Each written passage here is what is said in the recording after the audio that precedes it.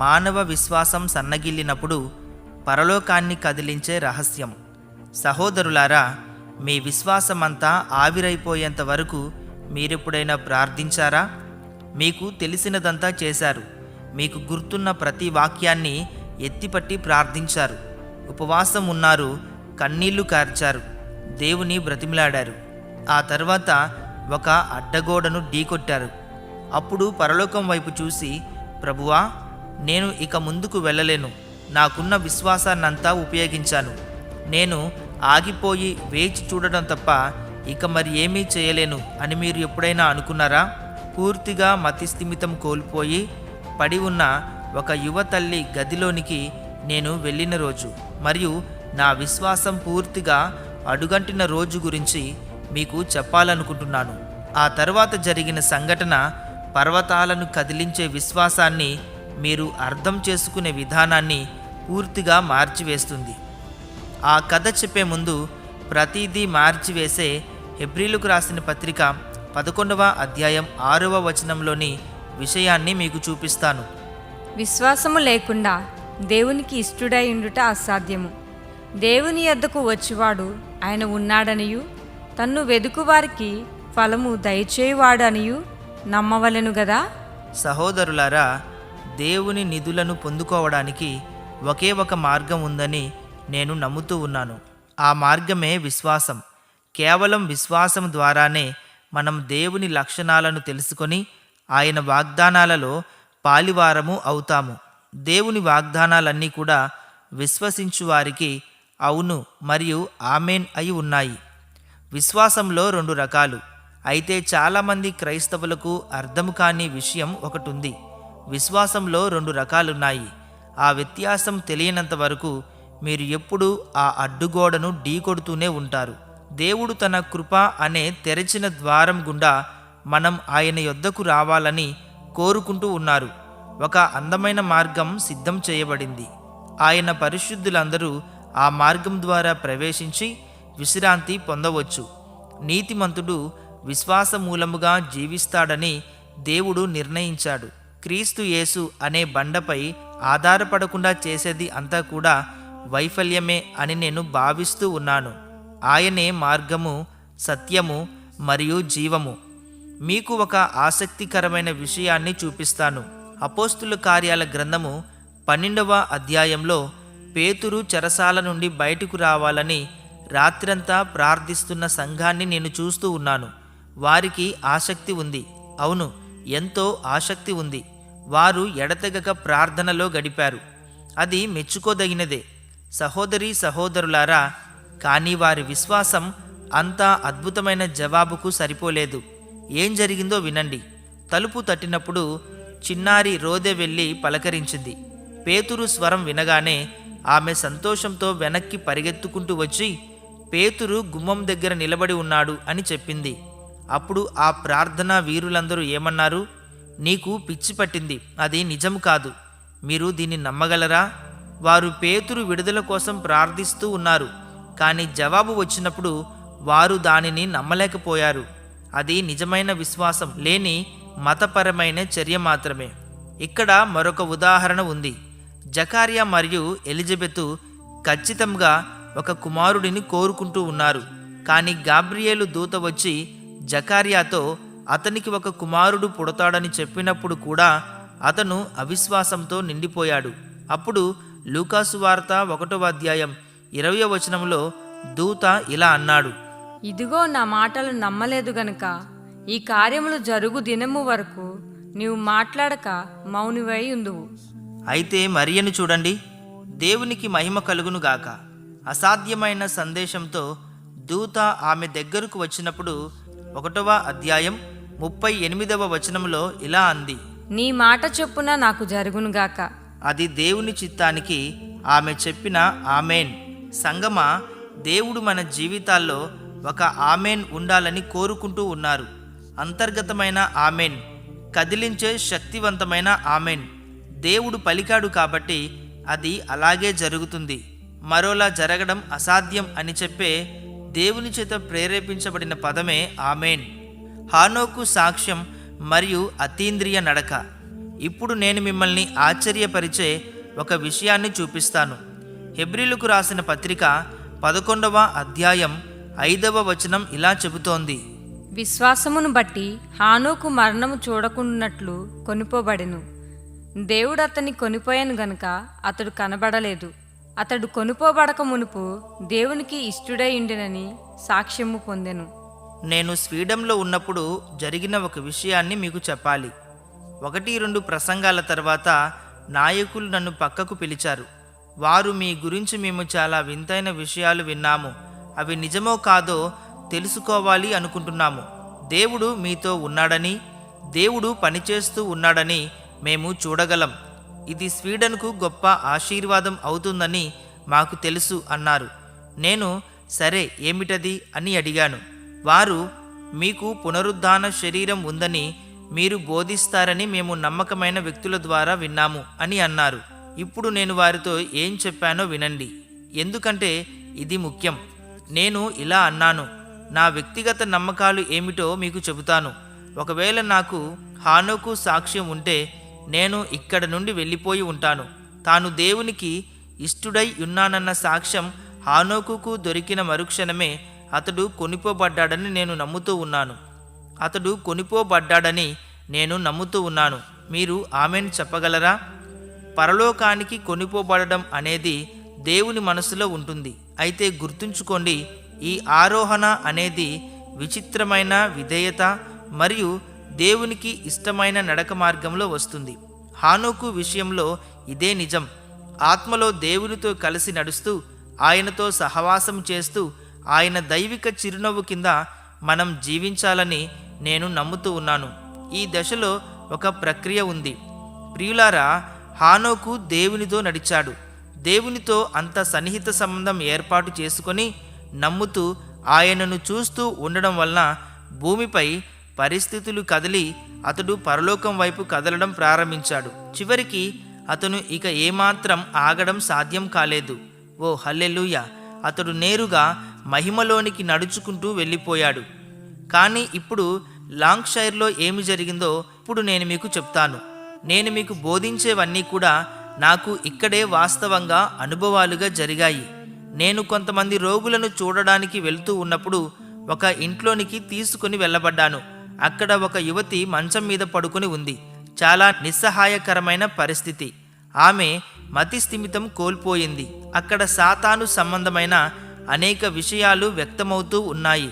అది నాకు తెలుసు. ఆమె ఒక యువతి మాత్రమే. తనకు ఒక అందమైన బిడ్డ కూడా ఉంది. అప్పుడు తన భర్త లోపలికి వచ్చాడు. అతను కూడా యువకుడే.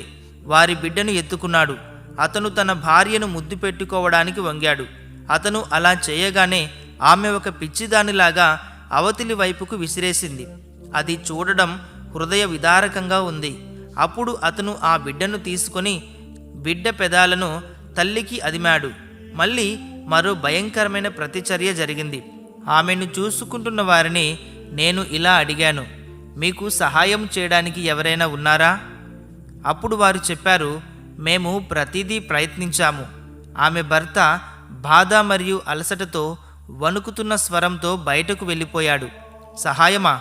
7 వారాలుగా నిద్ర లేకుండా ఈ పిచ్చి పరిస్థితులను అనుభవించిన తర్వాత మేము ఇంకా దేవుడిని నమ్ముతామని మీరు అనుకుంటున్నారా? అప్పుడు సుమారు 18 ఏళ్ల ఒక యువతి నన్ను చూసి వెక్కిరిస్తూ నవ్వి దర్వాజాలో నుంచి బయటకు వెళ్ళిపోయింది. సహోదరీ సహోదరులారా, అది నన్ను ఆ స్త్రీ పట్ల కనికరం కలిగే స్థితికి తీసుకువచ్చింది. అది ఏది ఏమైనప్పటికీ ఏదో ఒకటి చేయాలి. ఇప్పుడు ఇక్కడ మీరు అర్థం చేసుకోవాలని నేను కోరుకుంటూ ఉన్నాను. ఎందుకంటే 2 రకాల విశ్వాసాల మధ్య వ్యత్యాసం ఇదే. నాకున్న సమస్త సహజ విశ్వాసంతో నేను ప్రార్థించడం ప్రారంభించాను. నేను పరలోకంలోనికి చొచ్చుకుపోవడం మొదలుపెట్టాను. నేను త్వరగానే ఆ ఇంటి నుండి బయటకు వచ్చాను. ఎందుకో నేను మీకు చెబుతాను. ఎందుకంటే భూమిపై ఉండి ప్రార్థించే ఏ మనుష్యుడు దేవుని నుండి ఏదీ పొందడం నేను చూడలేదు. నా మాట జాగ్రత్తగా వినండి. మీరు దేవుని నుండి ఏమైనా పొందాలి అంటే మీరు పరలోకంలోనికి ప్రవేశించాలి, పరలోకంలోనికి ప్రార్థించాలి. ఎందుకంటే అంతా అక్కడే ఉంది. మీరు భూసంబంధమైన పరిధిలో జీవిస్తూ పరలోకం నుండి విషయాలు ఆశిస్తే అవి ఎప్పటికీ రావు. మీరు ఆ సరిహద్దులను బద్దలు కొట్టుకొని వెళ్ళాలి. మరియు దేవుని సన్నిధిలో నా సొంత విశ్వాసానికి ఉన్న పరిమితులను నేను చూసినప్పుడు ఒక సంఘటన జరిగింది. మరొక విశ్వాసం నాలోనికి వచ్చింది. తిరస్కరించబడని విశ్వాసం, వాగ్దానాన్ని నా స్వంతం చేసుకున్న విశ్వాసం, దేవుని వాక్యాన్ని నమ్మే విశ్వాసం. మరియు ఆ సన్నిధి నుండి నేను తిరిగి భూమి మీదకు వచ్చాను. కానీ అదే మనిషిగా కాదు, నరకాన్ని మరియు మరేదైనా సరే కదిలించగల విశ్వాసాన్ని దేవుడు ఇచ్చాడు. నేను తిరిగి ఆ గదిలోనికి వెళ్ళాను. నేను అధికారంతో యేసు నామంలో ఆమెలో నుండి బయటకురా అని చెప్పాను. ఆ తర్వాత ఏమి జరిగిందో మీరు నమ్మలేరు. ఆమె అటూ ఇటూ తిరిగి నిద్రపోయింది. 14 గంటల తర్వాత ఆమె సంపూర్ణమైన మతి స్థిమితంతో పూర్తిగా బాగుపడి మేల్కొంది. దేవునికి మహిమ కలుగునుగాక. సహజ విశ్వాసం మరియు అతీంద్రియ విశ్వాసం. నేను దీన్ని స్పష్టంగా వివరిస్తాను, ఎందుకంటే మీ విజయం దీన్ని అర్థం చేసుకోవడంపైనే ఆధారపడి ఉంటుంది. 2 రకాల విశ్వాసాలు ఉన్నాయి. సహజమైన విశ్వాసం ఉంది, కానీ అతీంద్రియ విశ్వాసం దేవుని వరం. అపోస్తులుల కార్యముల గ్రంథము 26వ అధ్యాయం 18వ వచనంలో పౌలు అగ్రిప్ప రాజుకు ప్రభువు తనకు అప్పగించిన పనిని వివరిస్తూ ఉన్నాడు. యేసు ఇలా అన్నారు, వారి కన్నులు తెరిచి వారు చీకటిలో నుండి వెలుగులోనికి, సాతాను అధికారంలో నుండి దేవుని వైపుకు తిరుగునట్లు చేసి నా యందు విశ్వాసముంచడం చేత పాపక్షమాపణను, సిద్ధపరచబడిన వారిలో స్వాస్థ్యమును వారికి కలుగునట్లు చేయుటకై నిన్ను పంపుచూ ఉన్నాను. అది పౌలు విశ్వాసమా? కాదు, అది పరిశుద్ధాత్మ అనుగ్రహిస్తున్న విశ్వాసం. మనం దేవుని వైపు ముందుకు సాగుతూ ఉన్నప్పుడు ఆయన మనకు తీసుకొని వచ్చే విశ్వాసం అది. మన విశ్వాసానికి మరియు యేసు విశ్వాసానికి మధ్య ఉన్న వ్యత్యాసాన్ని మీరు చూడాలని నేను కోరుకుంటూ ఉన్నాను. మన విశ్వాసానికి ఒక అంతం ఉంటుంది. ఇక్కడున్న చాలామంది ప్రజలు, ప్రభువా, నేను ఇక ముందుకు వెళ్ళలేను, నేను చాలా దూరం వచ్చాను, ఇక ముందుకు వెళ్ళలేను, నాకున్న విశ్వాసాన్నంతా ఉపయోగించాను, ఇక ఆగిపోయి వేచి చూడడం తప్ప మరేమీ చేయలేను అని చెప్పే స్థితికి వచ్చారు. కానీ యేసు విశ్వాసం ఎన్నటికీ సన్నగిల్లలేదు. అది పరలోకము నుండి వచ్చే విశ్వాసం. అది అసాధ్యమైన వాటిని నమ్మే విశ్వాసం. అది ప్రధానులను మరియు అధికారులను కదిలించే విశ్వాసం. హెబ్రీలకు రాసిన పత్రిక 12వ అధ్యాయము 2వ వచనం మనకు ఆ రహస్యాన్ని ఇస్తుంది. ఆ వాక్యం ఇలా చెబుతోంది, మన విశ్వాసమునకు కర్తయు దానిని కొనసాగించువాడునైన యేసు వైపు చూచుచు. ఆయనే విశ్వాసానికి కర్త. ప్రపంచ నిర్మాణానికి దేవుడు ఆయన ద్వారా పనిచేశాడు. యోహాను సువార్త 1వ అధ్యాయం 3వ వచనం ఇలా చెప్తుంది, సమస్తమును ఆయన మూలముగా కలిగెను, కలిగియున్నదేదియు ఆయన లేకుండా కలుగలేదు. ఇంత గొప్ప రక్షణను మనకు అనుగ్రహించడంలో ఆయన పొందిన అత్యంత అపారమైన ఆనందం కారణంగా ఆయన సజీవ విశ్వాసానికి కర్త అయ్యారు. మన విశ్వాసమునకు కర్తయు దానిని కొనసాగించువాడునైన ఆయన వైపు చూస్తూ ఈ సజీవ విశ్వాసం సూత్రం ద్వారా మనము ప్రభు ఆత్మ ద్వారా మహిమ నుండి అధిక మహిమకు అదే పోలికగా మార్చబడుతూ ఉన్నాము. సంగమా, విశ్వాసము మూలము కానిదంతయు పాపమే.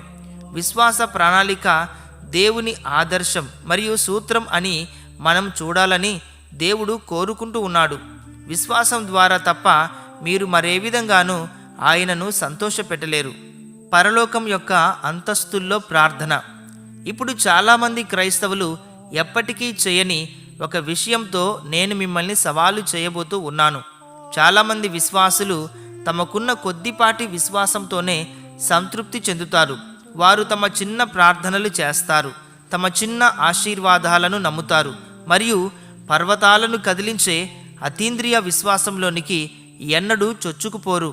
కానీ గతంలో మీకు ఉన్నదానికంటే మెరుగైనది దేవుడు మీకోసం దాచి ఉంచాడు. సహజ విశ్వాసంతో సంతృప్తి చెందడాన్ని ఆపడానికి మీరు సిద్ధంగా ఉన్నారా?